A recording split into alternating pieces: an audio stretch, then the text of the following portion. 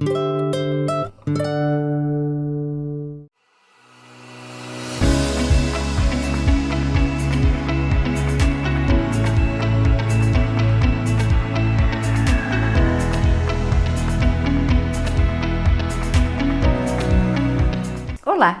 eu sou Mariane Baltzeira e aqui é mais um episódio do Taurus Conecta, um programa que tem o propósito de trazer os corações do mundo corporativo para frente da câmera, para mostrar as histórias de sucesso, os cases, o propósito de cada empresa, aquilo que move e inspira. E se eu falar para você que no mundo das ventures capitais existem corações que vêm para humanizar o processo, que vêm para trazer e colher o melhor do ser humano no processo tecnológico. E é por isso que hoje o nosso convidado é super especial. Estamos aqui com o Ricardo Oliveira, da YGT Ventures, para contar tudo sobre o mundo das ventures capitais e o legado que eles estão trazendo para o mercado. Ricardo, que prazer tê-lo aqui conosco no Taurus Conecta. Obrigada pela presença. Mariana, obrigado. É uma honra, estar aqui, no Taurus Conecta. Eu acho que essas iniciativas são muito importantes para justamente mostrar que a gente, por trás de todo essa discussão sobre startups, investimentos e assim por diante, existem pessoas, E essas conexões são muito importantes. Obrigado. Exatamente, Ricardo, exatamente esse é o nosso propósito, De humanizar o mundo corporativo, de mostrar que impulsa e que faz a diferença. Agora, Ricardo, conta para nós, quem é o Ricardo Oliveira? Essa é uma pergunta muito difícil que eu já venho me fazendo há décadas, E é interessante que a cada década que passa a resposta é diferente, Então ela vem mudando ao longo dos anos, Eu posso me considerar inicialmente como um pesquisador científico, Eu fui professor na Universidade Federal do Rio Grande do Sul durante anos, fazendo pesquisa científica básica, tentando desenvolver tecnologias e levar essa tecnologia para as pessoas, para melhorar a vida das pessoas, E eu tive a oportunidade de levar essa minha mentalidade quando eu fui para Singapura. Eu fui para lá justamente para tentar acelerar o processo de transição de tecnologia de dentro da universidade para a sociedade, E foi um período muito interessante, onde que eu fui trabalhar no centro de materiais avançados da Universidade Nacional de Singapura, onde meu trabalho lá era justamente pegar essas tecnologias, essa pilha de patentes que existia lá dos pesquisadores e desenvolver protótipos para facilitar vamos dizer assim, o lançamento de produtos no mercado, transferir isso para indústrias, Materializar, Ricardo? Materializar aquelas ideias geniais que os pesquisadores, professores tinham e levar isso como benefício para a sociedade, E isso culminou com a gente criar uma startup lá em Singapura, a 2DM, a 2D Materials Private Limited, que era uma empresa que produzia grafeno. E eu tive a oportunidade daí de passar pelos vários rounds de investimento, de sair essa empresa de um tubo de ensaio bem pequenininho, 10 ml, passar para um reator de 1 litro, reator de 100 litros, numa planta piloto, num reator de 1.000 litros, numa indústria produzindo 1 tonelada de grafeno por mês, Então, de conseguir fazer essa transição da tecnologia até uma escala industrial, E nessa jornada trazendo empresas excepcionais como parceiros, como por exemplo a CBMM, que é uma empresa brasileira que produz nióbio, a CSN, uma indústria de aço do Brasil, a Sojitz, uma empresa japonesa, nesse processo, Mas como todo sonho ele tem, vamos dizer assim, um final feliz, a gente passou para a próxima etapa. Essa empresa seguiu uma outra direção, a 2DM, e foi o que me motivou a ajudar outras startups a passar pelo mesmo processo, Em vez de eu fazer com uma empresa só, tentar fazer isso com várias, de ter as tecnologias que podem ter um impacto na sociedade, por exemplo, na área da saúde, na área da alimentação humana, na área de telecomunicações, na área de energia, e levar esses benefícios para o mercado, E por outro lado, ajudar meus colegas pesquisadores, os professores da universidade, que muitas vezes têm uma certa dificuldade de acelerar essas suas ideias e fazer realidade, é aí que a gente entra como, né? Então eu acho que o Ricardo, ele passou de pesquisador, ele virou um empreendedor e agora ele está numa fase de facilitador, de, vamos dizer assim, de fazer essa conexão da tecnologia com a vida, a vida real das pessoas, né? No mundo real. Que interessante que você passou por todas as etapas, mas também, quando a gente fala de humanização, né, porque no mundo corporativo, os números, eles prevalecem. Lógico, né, uma empresa, ela tem o intuito, né, de ser produtiva, mas de ter o retorno financeiro, de ser saudável financeiramente falando. Mas se o ser humano não for, né, colocado à frente no processo, se a importância dele não for clareada, o processo ele acaba por finalizar, né, por não dar certo, né, porque quem faz a roda girar, né, são as pessoas, elas que estão, né, atrás e à frente dos processos. E é muito interessante quando uma pessoa ela passa pelas experiências e consegue depois vir e ajudar outras pessoas, né, a chegar no seu propósito, porque já passaram, né, por detrás. Sim. Você sabe como os xamãs eram escolhidos nas tribos? Os xamãs eram os líderes espirituais, os curandeiros, né? Sabe como é que eles eram escolhidos? Todo mundo acha que eles tinham superpoderes, mas não. Eram as pessoas que mais adoeciam e se curavam. E por se curar, o campo delas acabava também sendo curativo e elas já sabiam como ajudar as pessoas. Então, o empreendedorismo, ele traz muito a dor, né? Uhum. Quando uma pessoa empreende, ela também desperta através dessas dores. Quando você já passou pelo processo, você tem muito mais condições de conduzir as pessoas no caminho. Então, linda a tua trajetória e muito legal você retornar, né, para o mercado para ajudar pessoas, né, a ter sucesso no empreendimento, no caminho que você, né, resolveu e decidiu trilhar. Agora, Ricardo, fala um pouquinho da empresa, né? Da YGT Ventures. Conta um pouquinho para nós, qual é o propósito da empresa e o que move, né, o Ricardo e os demais dentro da cultura da empresa. Olha, eu não sabia dessa história dos xamãs, muito interessante, né? Eu brinco que durante esse processo eu vou escrever um livro do que não fazer, né? E ele é desse tamanho, ele é grosso, porque foi tentativas e erros, né? Até o aprendizado, até a gente conseguir atingir o que a gente objetivava, né? E isso culminou com a criação da YGT, onde o nome era para ser Yaguareté Ventures, né? Que é o nome tupi-guarani para onça, que é o símbolo da nossa empresa, né? Uhum. Que apesar dessa empresa estar incorporada em Singapura, a gente operar a partir de lá, ela é uma empresa de brasileiros, né? Os meus sócios são brasileiros, né? Com atuação em todos os lugares do mundo, né? Hoje o mundo é pequeno, né? Tá simplesmente um voo de distância, né? Sim. E às vezes nem isso, né? Às vezes há uma ligação, né?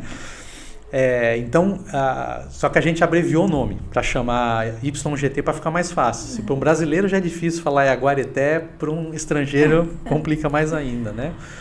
E o nosso propósito justamente é garantir que boas ideias e boas pessoas na área de tecnologia consigam passar pelo Vale da Morte dos primeiros anos das empresas de tech, de tecnologia, para levar ideias, produtos, serviços que vão beneficiar a sociedade. Então, esse é o nosso propósito, né? Então, a gente atua nas áreas de saúde, áreas de energia, áreas de alimentação, agro, na área de proteção ao meio ambiente, sustentabilidade, com tecnologias deep tech, né? Tecnologias industriais, né? A gente brinca que a gente não faz TI, não é porque a gente não quer, porque a gente não sabe, né? Ainda, né? Então a gente usa a TI como ferramenta, inteligência artificial é certa, mas sempre voltado para startups que são industriais, né? E nesse contexto, o que a gente busca, né? A gente busca, primeiro, pessoas. O nosso primeiro filtro são sempre as pessoas, né? Primeiro, tem os malucos, né? Então que a gente precisa separar, e pessoas que têm propósitos alinhados. Fala, pô, eu estou querendo solucionar um problema que eu identifiquei, como por exemplo uma startup que a gente tá ajudando, está acelerando, que eles têm uma solução para diminuir o desperdício de alimento através de diminuição da decomposição dos alimentos por bactérias. É um tratamento de alimentos que faz o alimento durar mais. Então você consegue trazer ele do produtor para a mesa do consumidor numa qualidade melhor, com menos perda. Hoje nós estamos na média aí de 6%. Imagina a quantidade de alimento produzido no Brasil, 6% se perdendo. Significativo demais. E isso tem um impacto não só no preço final do alimento, mas, vamos dizer assim, no acesso ao alimento para pessoas que não têm. E eu acho que também a gente tem uma responsabilidade de otimizar a utilização dos recursos naturais do nosso planeta, né? Então, são startups com essa visão que a gente ajuda. Então, o filtro são as pessoas. O segundo é realmente a tecnologia. A gente olha se a tecnologia é sólida, se ela é disruptiva, se ela resolve aquele problema que ela se propõe. Às vezes, os empreendedores nos seus laboratórios estão tão focados em resolver um problema quando aquilo pode ser multiplicado para outros. Então, a gente ajuda também eles a enxergarem essas outras, vamos dizer, vertentes, né? E a terceira análise que a gente faz, né? Então, são as pessoas, é um negócio, a tecnologia, e a terceira é o mercado. A gente faz uma análise também de viabilidade econômica para saber se... A gente brinca, né? Não adianta nada fazer uma comida de cachorro se o cachorro não comer a comida. Tem que saber se o cachorro vai comer a comida de cachorro, né?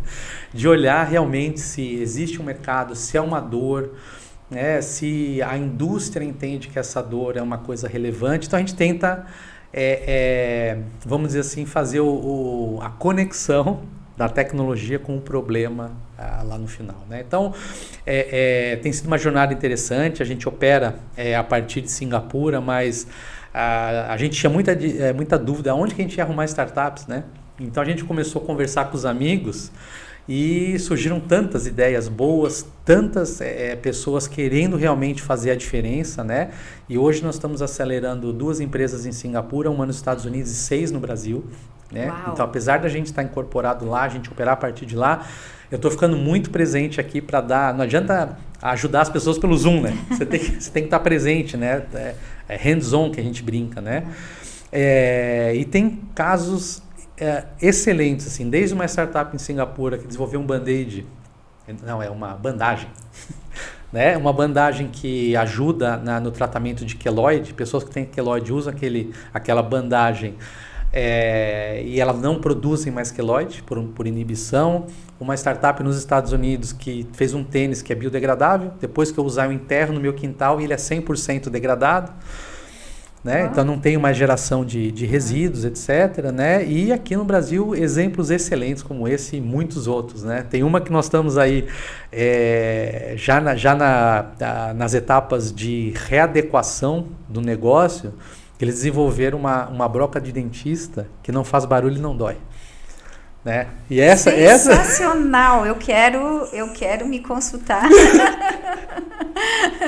num dentista que tem esse equipamento. Exato. Com certeza. Sensacional. Ricardo, é um universo, né, muito vasto o mundo das startups, né? A gente sabe que o Vale da Morte aí é grande, né? O desafio é grande.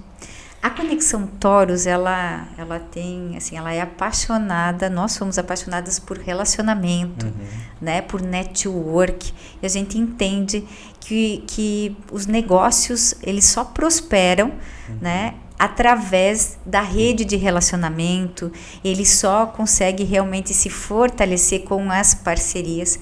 Conta um pouquinho pra gente, né, qual é a dificuldade, né, e o desafio que vocês enfrentam nesse mundo das startups quanto a network, relacionamento, e como é que vocês fazem esse filtro, né, para trazer essa rede de relacionamento e ser uma rede de relacionamento produtiva, né, e eficiente. Olha, eu sempre acho, né, isso é uma coisa que meu pai dizia muito, né, que a falha é sempre humana, né? Não importa o que aconteça, a falha é sempre humana, né? Então, por negligência ou por várias razões, né? E eu vejo que a conexão entre as pessoas é a coisa mais importante para a gente ter sucesso em qualquer coisa que a gente faz, né? Achar as pessoas certas para fazer o trabalho certo, no momento certo, né?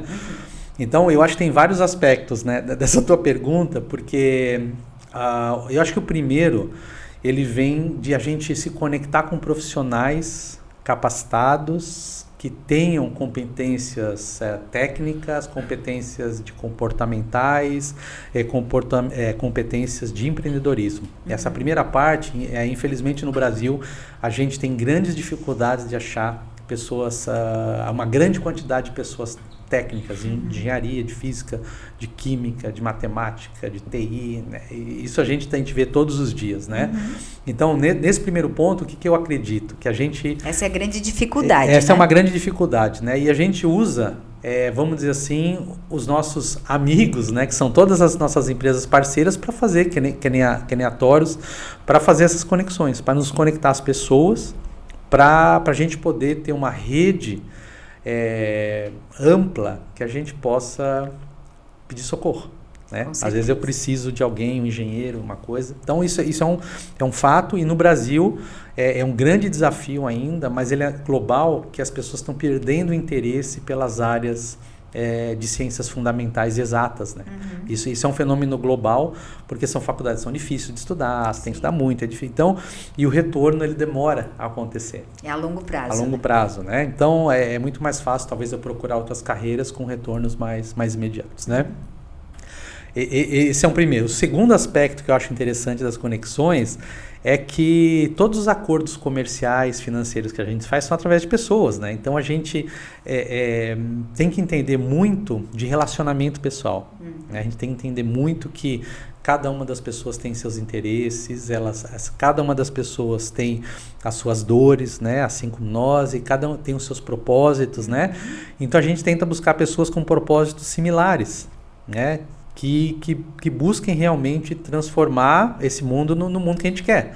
Né? Não é simplesmente fazer negócio pelo negócio, né? Sim. Eu acho que não é pelos números, né? Não é pelos números, mas né? Sim aquilo que entrega. É isso, exatamente. E pensar de benefício, né? Que nem eu sempre digo, eu quero que todas as pessoas tenham sucesso. E como que eu faço para todas as pessoas que eu conheço tenham sucesso? Eu tenho que dar ferramentas, eu tenho que ajudar ela a ir no dentista e não doer mais o dente, eu tenho que ajudar ela a usar um produto que não vai agredir o meio ambiente. Então, é mudar o mundo através de produtos engenheirados, né, com tecnologia, para essas pessoas terem, vamos dizer, mais bem-estar, vamos dizer, se sentirem melhores. Né? Então, esse que é e isso passa pelas conexões com pessoas com o mesmo propósito, né?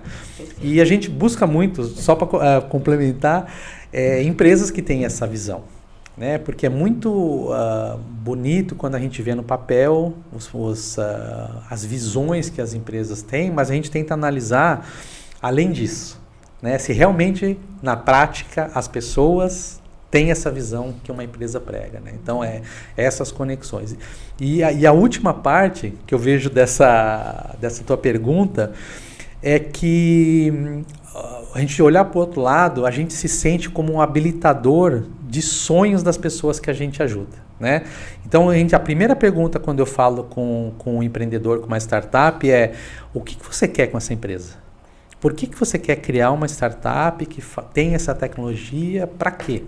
Eu já ouvi muitas respostas diferentes, mas aquelas que brilham os olhos, elas sempre vão na direção, porque eu quero que a pessoa durma melhor. Eu quero que a pessoa tenha mais bem-estar, que ela se cure daquela doença, que ela...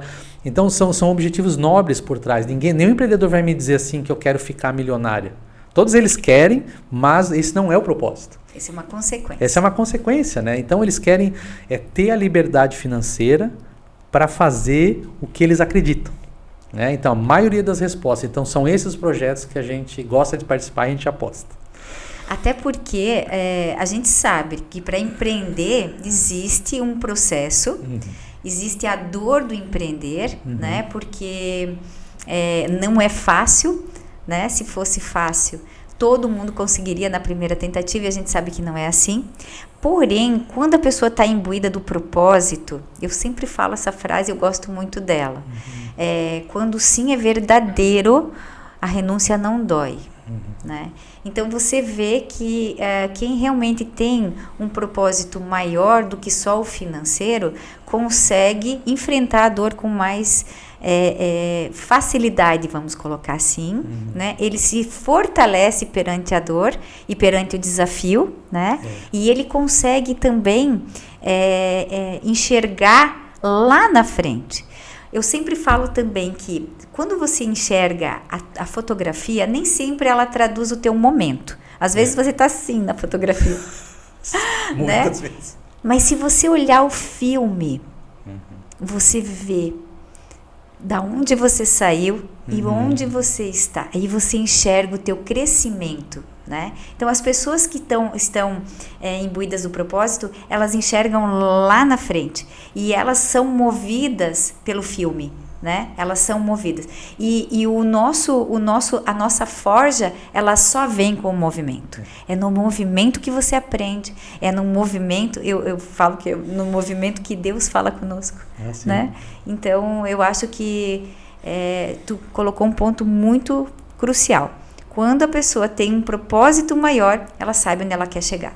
Isso, exatamente, né? E eu brinco, como eu sou da área de materiais, a gente brinca que a espada que leva maior número de marteladas é a mais forte, né? O ferro é forjado. O ferro não tem envergadura até passar por duras provas, né? Exatamente. E nós somos, né? Para a gente ter a nossa envergadura como empreendedores, né? Como pessoas, nós temos que passar pela nossa experiência, pela nossa história. A nossa história conta quem nós somos. Sem a nossa história, nós não somos ninguém. Exatamente. Eu concordo. Gênero, número e grau. E eu queria te fazer uma pergunta. Por favor. Posso te fazer uma pergunta? E como é que você enxerga do outro lado, né, como uma pessoa de conexões, vamos dizer assim, esse momento que a gente passa, né, não só no Brasil, do mundo, dessa, vamos dizer, artificialização das tecnologias, das inteligências, até das relações, né? Como é que você enxerga isso? Desculpa me intrometer no seu programa. Adorei. Agora sou eu a entrevistada. Adorei, Ricardo. 2 em 1. Nossa, tua pergunta é perfeita. Até nós estávamos conversando no início, né? Exatamente isso. O nosso propósito, ele vai de encontro, né, a esse momento do que a gente está vivendo, do mercado, é esse momento, né, da explosão da tecnologia, da inteligência artificial, né? E a gente entende que se a gente não der 2 passos para trás e não trazer de volta a humanização, tanto das empresas, dos serviços, mas mais do que isso, a valorização do ser humano, tá? Eu acho que o nosso caminho ele não tem como ser muito feliz ali na frente.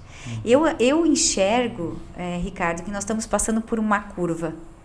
Nós estávamos num caminho sem volta, assim, que não tinha como chegar num objetivo saudável para todos. Estamos passando por uma curva de volta e o momento da curva é a parte mais complicada, porque na hora da curva você tem o ponto zero, você não tem uma visão tão clara. E eu acho que a gente vai voltar, né, para o caminho original. Então a gente aprendeu muito com isso, mas a gente está entendendo que precisa voltar para realmente colocar o ser humano na frente. Porque sem o ser humano, você não tem tecnologia, você não tem, né? Essa é a minha visão, né? Eu vejo que isso é uma via sem retorno, né? Precisa humanizar o mais rápido possível para que a gente possa ter o equilíbrio, né? Nem tanto céu e nem tanto terra. Então, por isso, assim, movimentos como o Toros Conecta é exatamente para isso, né? Para trazer a humanização, para trazer a importância, né, das pessoas, para colocar o ser humano em primeiro lugar. Perfeito. Agora me conta você, o que você, né, como que você sente? Você mais do que ninguém que está nesse meio, que está vivendo ali entre o mercado, né, e os empreendedores que querem fazer a diferença nesse mercado, que estão muito preocupados em trazer tecnologia, em trazer inovação, né? Como que você serve de filtro aí para esses 2 mundos? Olha, eu vou dizer que não é uma tarefa fácil, né? Até para a gente Olha, vários desafios, né? Desde linguagem, né? O industriário fala de uma maneira, o startupeiro fala de outra, o professor da universidade fala de outra, o governo fala de outra, né? Então são até linguagens diferentes, são visões diferentes, né? Mas o que eu percebo que está acontecendo atualmente, a partir de todas essas iniciativas ESG que começaram há algum tempo, muito por, vamos dizer assim, propaganda, meio, vamos dizer assim, só para mostrar. Superficial. Mas começaram a ter iniciativas verdadeiras, as pessoas entenderam, né? E toda, vamos dizer, esse ecossistema está entendendo o benefício que as práticas ESG trazem, né? Uhum. E assim, as indústrias, elas, principalmente no Brasil, elas vivem num ambiente muito competitivo. Qualquer empresa que você cria, ela nasce automaticamente internacional, porque, no mínimo, ela vai competir com produtos estrangeiros, chineses, americanos, chegando no Brasil para competir naquele... Acabaram as fronteiras. As fronteiras, né? As fronteiras existem no papel, né? Nos atlas, nos mapas, né? Mas somos todas pessoas vivendo num mundo que é dividido em corporações. Sim. Né? Então, a gente se preparar para isso é importante, né? Para essa competição. Mas as empresas que sobrevivem são as empresas que mostram um propósito. São as empresas que constroem marcas que, vamos dizer assim, o usuário final, o cliente final, ele se sente bem a consumir aquela marca. Por quê? Porque ele entende que é uma empresa que ela tem práticas sustentáveis, ela tem igualdade de gênero, ela paga a mesma coisa para homens e mulheres, ela tem mulheres sentadas no conselho das empresas, que não são muitas, né?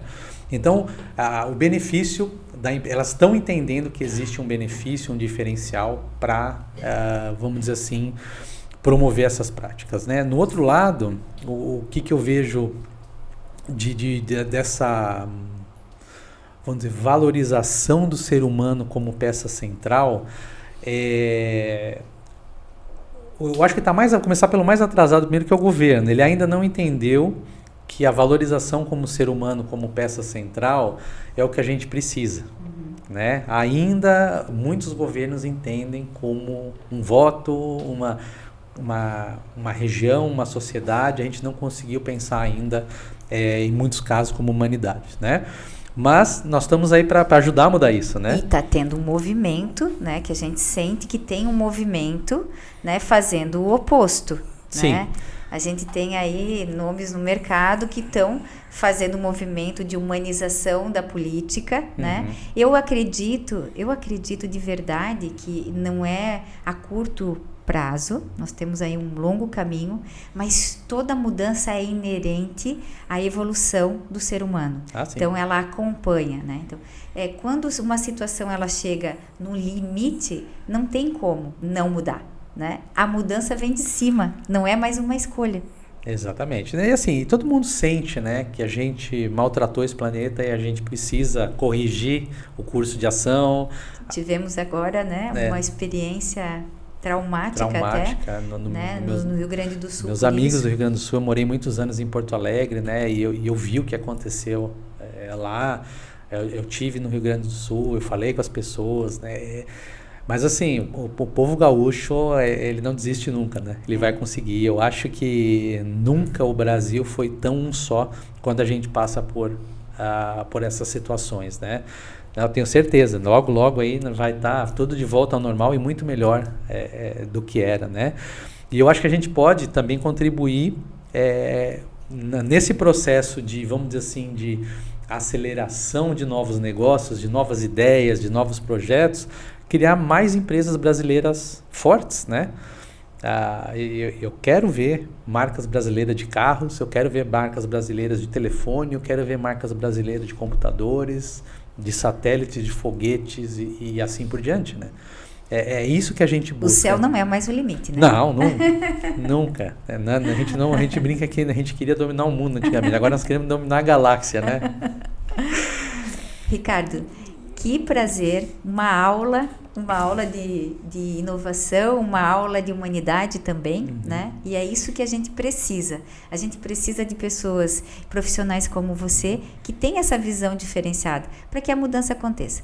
Para que a mudança aconteça, precisa de uma pessoa que pense diferente, né? E eu acredito que a gente está num momento muito proativo para essa mudança efetivamente acontecer. Gratidão pela tua presença aqui no Toros Conecta. Você é um parceiro, um amigo, né? E a porta está sempre aberta. Obrigada. Eu que agradeço a oportunidade aqui de contar um pouco a minha história, né, de falar um pouco, mas aí eu tenho que discordar de uma coisa. A mudança não é uma pessoa. Pode ter uma pessoa central, mas ela acontece quando todos nós olhamos na mesma direção. Sim, então verdade. A mudança é para todos, né? É isso que a gente busca, né? A gente transformar o mundo não só para alguns, mas para todos, né? E eu acho que é o que a gente está fazendo aqui um pouquinho hoje, né? Dando mais um passinho, né, na direção, vamos dizer, dessa sociedade, desse planeta justo e igualitário que a gente busca, né? Obrigado. Exatamente. Gratidão. Gratidão.